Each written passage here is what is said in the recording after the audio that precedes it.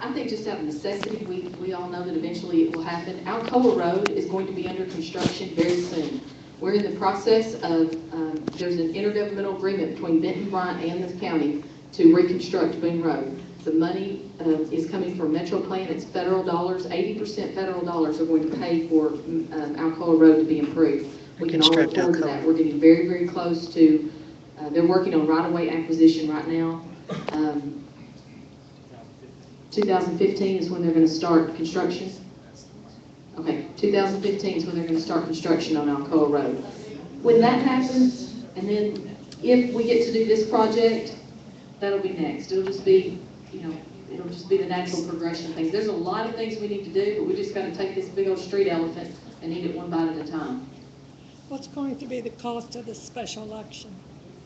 The cost of the special election is around $20,000. $20,000. And we are going to have, the city council has already voted for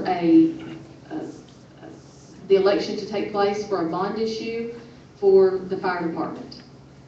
That bond issue will build 2 new fire departments, replacing 2 very dilapidated fire departments that we have in town, using an existing dedicated tax for the fire department. It is not a tax increase, and it's not an extension of the tax because it's a permanent tax. It's a tax that does not sunset. So it's just that issue is just asking the voters' permission to use this revenue stream for this purpose. We've recently paid off some of our apparatus, some of our equipment, some of our big fire trucks. That was what that revenue source was being used for. We've paid those off, and so we have available funds to build the much needed fire departments. And while I'm on fire departments, we recently went from an ISO rating of a 3 to a 2. That positively impacts your insurance rates, and it impacts insurance rates for commercial development. We're working very hard, and we're not very far from it, from getting an ISO rating of a 1, and that's the best rating you can get, and it will lower our insurance even more. So we've really come a long ways in our fire department, and I hope that all of y'all will support that when that comes to the issue. And so back to your question about how much the election is going to cost, to ask the voters one question costs $20,000, to ask the voters 10 questions costs $20,000. So that was another reason for moving forward on considering this issue and asking council to put this on the ballot. Yes, Steve Gladden. Mayor, I'd like to go back to the ISO rating. Yes. As these change, I wanted to advise all of you, I'm your council on Ward 4, Steve Gladden. Call your insurance companies, okay, and make sure that they make those changes because they are pretty good cost savings, okay? So that's why we strive so hard in our city to build the best fire departments we can so that it affects the homeowners' insurances and things like that, okay, which is a big part of our overhead, all of us, okay? So call your insurance companies and make sure that they're on schedule with those ratings, okay? Thank you, Steve. Okay, back to your question. I had not forgotten. The process that's going to, the order of operations from here forward to November at the election. At the end of this month, the City Council will vote whether to put this issue on the ballot or not for the voters to decide. Then we'll go through the fall in November the 12th. November the 12th, we'll have an election. The voters will decide to extend this tax and bond this money for the purpose of street improvements, primarily Boone Road and other projects. And then they'll also get to vote on the fire issue that I mentioned just a minute ago. If this issue for the streets is to pass, Garver engineers will go to work designing this road and completing the engineering, which will take anywhere from 9 to 12 months. At that point in time, there will be some public meetings throughout that process so that final designs can be looked at by residents and we can continue to get additional input. Then we will have, then we'll start right-of-way acquisition and moving utilities and construction. And I'll let you have the details to that. Yeah, typically what we'll do is we'll start getting on the ground if this does pass. So we'll go out and do surveys and we'll know where everything is at in this area. And then we will start doing the design. So we will actually put this on a real survey. Right now this is just on aerial data. And it's pretty close, but it's not precise. So that's what our next step would be. And then we would do a line and grade, and we would invite the public back to come in and look at what we've done on the actual ground. And then after that, we would come back when we have the right-of-way determined and let everyone look and see, okay, here's exactly how much my property is being taken. Do I have any comments at this point? Here's how my access looks. Do I have any comments at this point? And at that point, we'll have comments again, and then we'll go back and we'll make revisions to the plans and do final plans for construction. And so that process usually takes about 12 months. And then construction of this facility, depending upon how we phase it, will probably take around 2 years, would be my guess. Three part Boone Road that is long-term going to go zone commercial, and how does that particular property become zoned as commercial?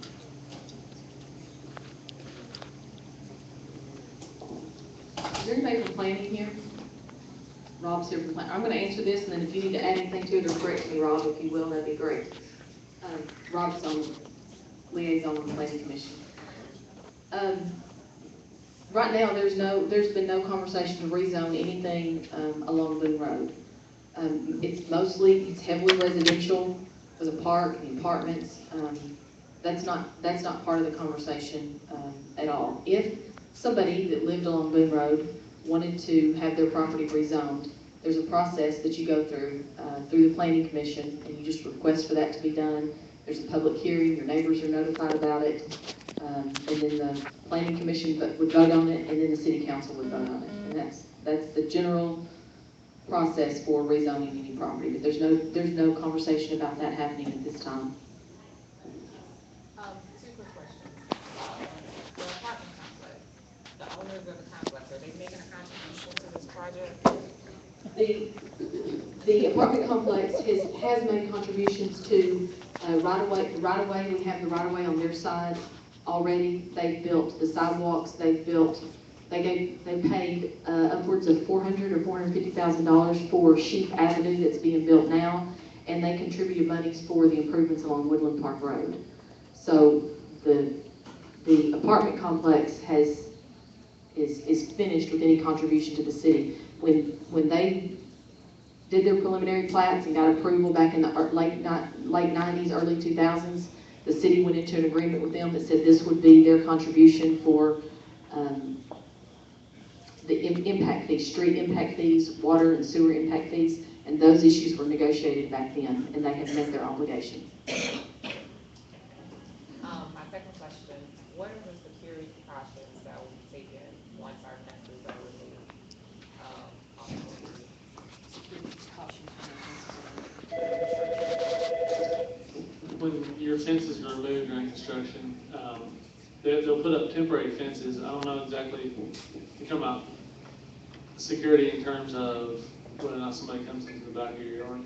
Yes, now the back of my house is exposed to. Yeah, there'll be In the a next 2 years? the temporary fence, I don't know, we can specify that, we can specify that, determine the cost, but we can specify chain link fence if we'd like to during that period. If that's something the mayor would like to do, we can specify any type of temporary fence that we would like to in the construction. Could you take their existing fence and just move it back so that it remains a solid facade? Yeah, and we could put a specification there that said, hey, we want to use wood fences, and you can use their existing wood fence to reduce the cost. And it could be a privacy wood fence, temporarily.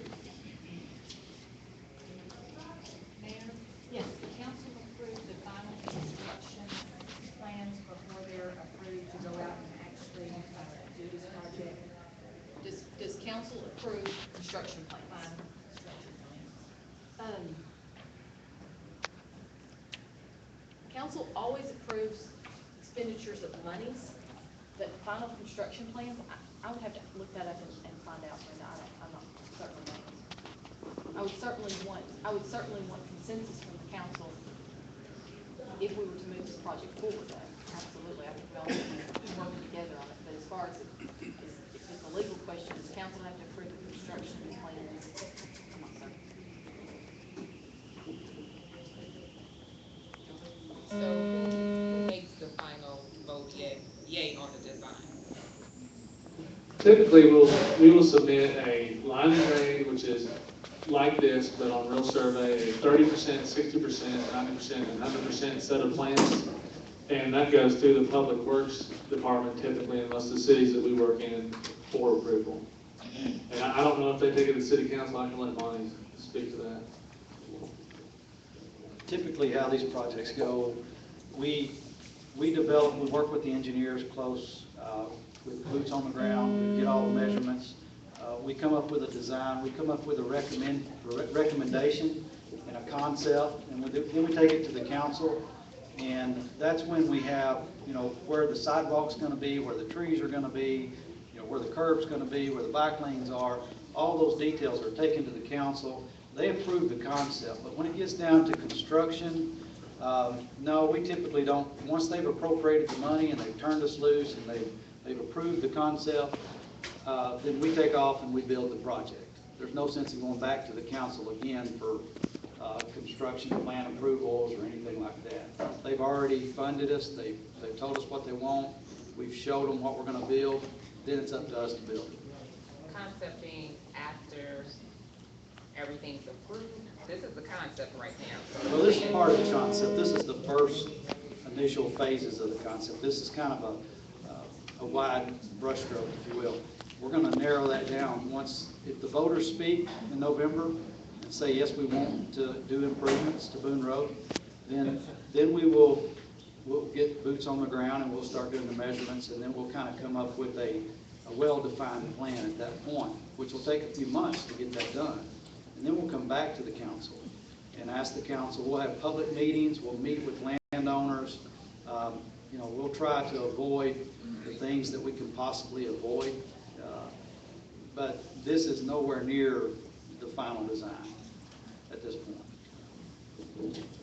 Just to add one thing too, normally cities don't care enough to go through this first process to let people like you have a first look at this before they start even doing the concept design. So I think the city of Bryant has taken a good step forward in getting input from all the citizens before we even go out and do the surveys on the ground. So I commend them for doing that and going through that process. Just out of curiosity, what would be the likelihood of perhaps omitting the bike lane in this concept, allowing homeowners to retain more of their land?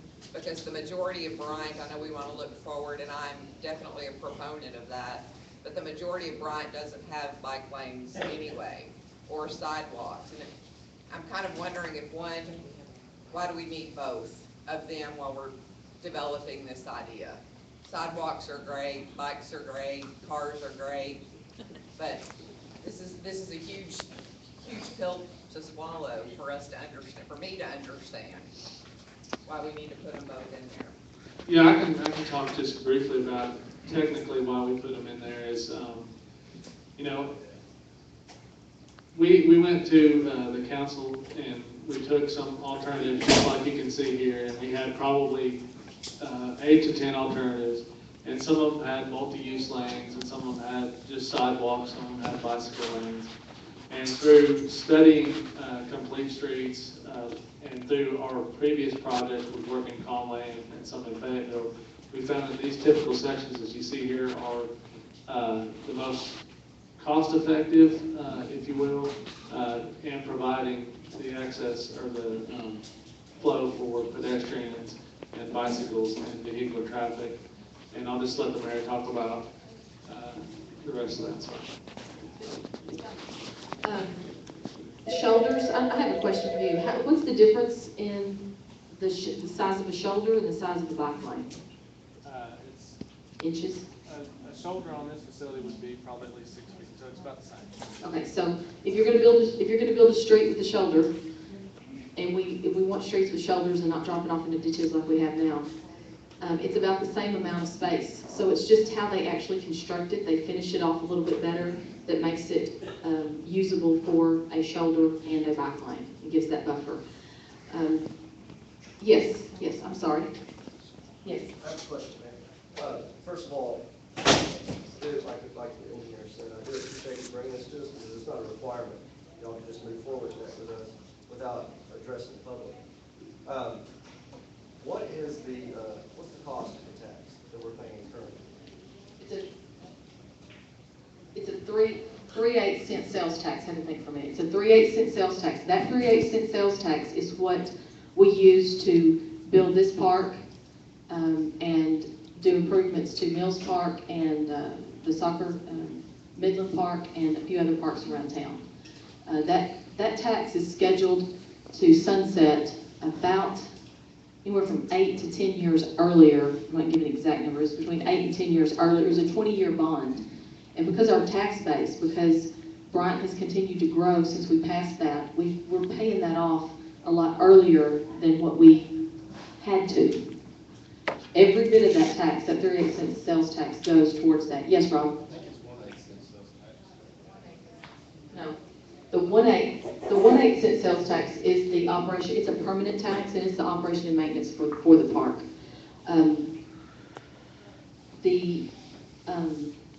I'm sorry, I lost my train of thought. If this was to pass, it is estimated that this 20-year bond that we passed back in 2006, I still remember the date, 7/11/2006, it is estimated that this tax would only be extended 4 to 6 years past what it was originally set for when we passed it in 2006. So out of that bond, we get a beautiful park, we get improvements to Midland, we get improvements to Mills Park, and we get improved streets.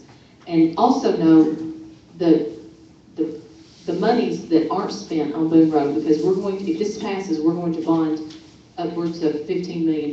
It's going to be more money than what we actually need for Boone Road.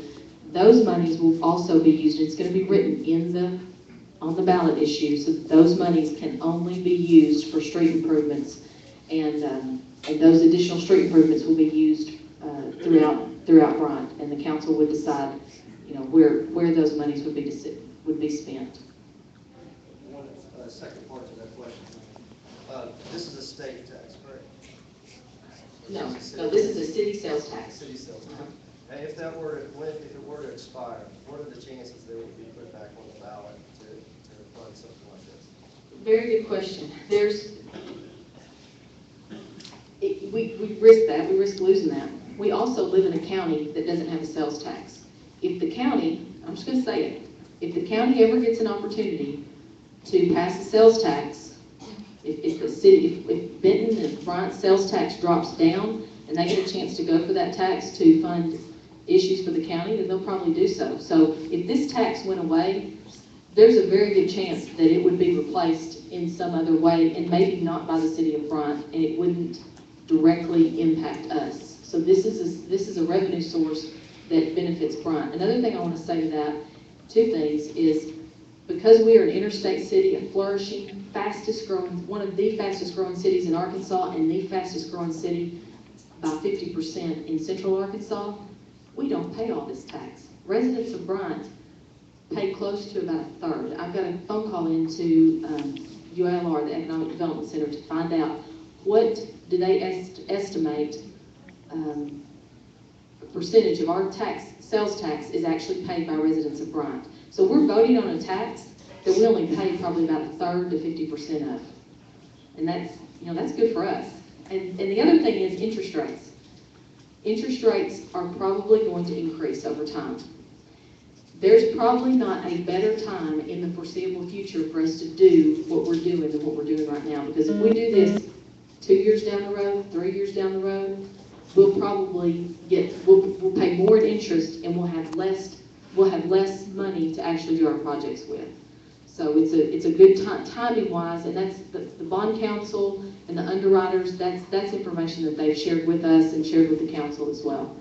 Yes. Oh, I'm sorry, we've got one more question. Let me finish this question. He's been waiting a long time holding that baby. Last thing I have to say. So 3/8 cent sales tax, the size of the Bryant, the average family is going to be paying less than $100 a year to fund that. So it's a very good expense, in my opinion. Funding my $9 million project without another cost per family. Very good. Make sure the paper quotes you on that, please. Thank you. I've got a question, Joe. Speaking about politics, what percentage of this $9 million are you expecting to be financed by the federal government? Funded by the federal government? very little. And the $9 million, We're- they said FEMA funds or something would be included on this. Okay. We are going to apply, we have applied for a grant through FEMA for some stormwater improvements along Boone Road. If we were to receive that money, that would come off of the $9 million. The $9 million estimate is the construction cost for the whole thing, not anticipating any grant money. But Boone Road, because of the flooding issues, we could get some money for that. We could also get some state aid money. We could also get some safe routes to schools monies, and we'll be applying for everything we can apply for to reduce this $9 million, we will be applying for. The more we reduce this $9 million, the more of this $9 million can be spent other places in Bryant to improve connectivity in other areas of town and improve streets, and you know, that's what we're gonna, that's our plan, and that's why Boone Road was chosen, is because it has the potential to qualify for more assistance than other street improvements in Bryant. So if any federal funds are involved, it would only be for flood improvement? Not necessarily.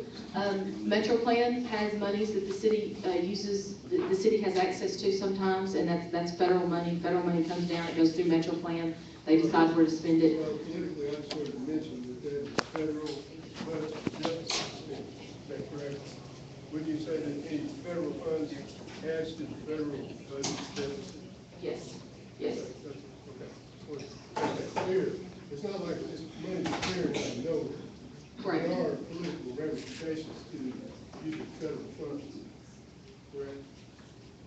Yes. Yes.